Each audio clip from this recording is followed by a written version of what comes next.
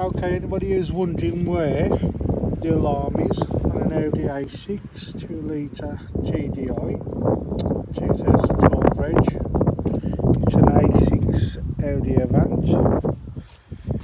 If you look at the front of the car on the English model, you come across here to the right hand side of the car, underneath your water reservoir, there are two nuts which are here and here, which are the T30 Torques, which are them.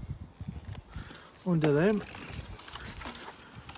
is a little plug down here, which you can see down there, look, tucked away. That plugs onto there, you plug that to your body of your car, job's a good one. Took some finding, but I found it.